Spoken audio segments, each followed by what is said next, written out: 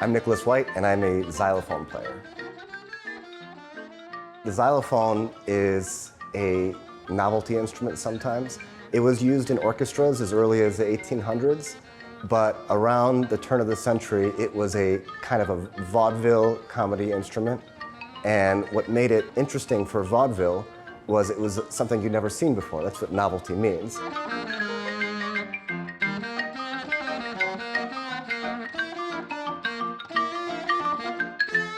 What's unique about the xylophone is it's one of the hardest instruments to play in the entire percussion family. It is this kind of funny instrument with these rosewood bars all lined up like a piano chromatically.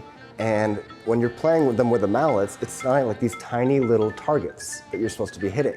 And so it's so easy to hit the wrong one. Everyone hears it and they kind of think of cartoons, although what music we're playing today is kind of before cartoons a little bit. So it just puts a smile on people's face.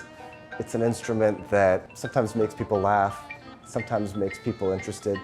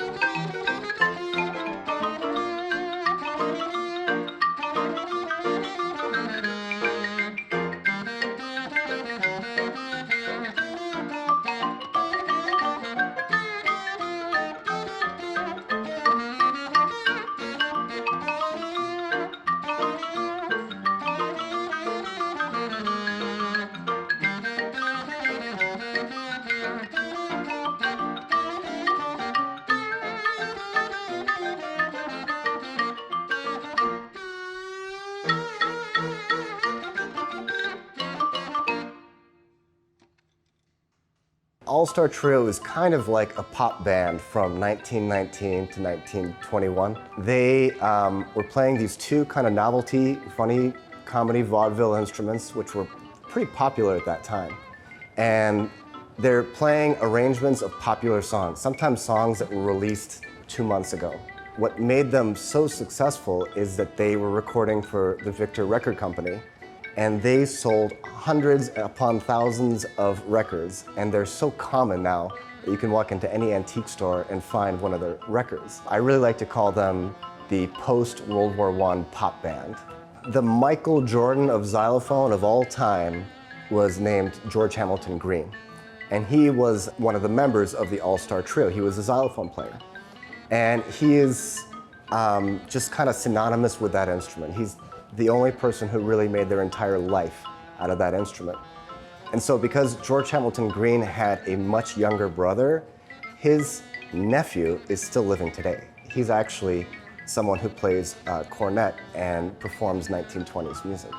So we're actually working on an album that is going to try to involve Lou Green, George Hamilton Green's nephew. So we kind of have this connection between the family members who appreciate their legacy and us just trying to recreate cool music. The kind of nerdy, unique thing about this is we're literally recreating note for note recordings from 1919 and 1920. We're not putting our own spin on it. I love to do that as a musician, you're creative, but in this case, we're recreationists. It's never been done before, so that's one of the cooler parts of it, is that no one's ever done this before for the All-Star Trio.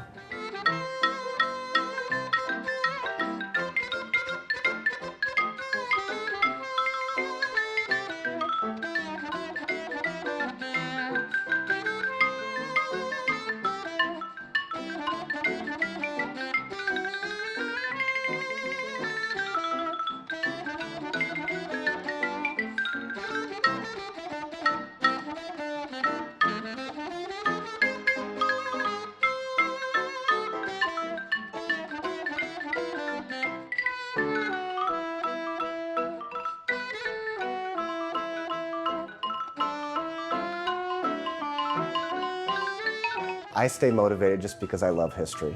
It's exciting that no one's done this before, and so that's what fuels me through hours and hours of practice on this instrument.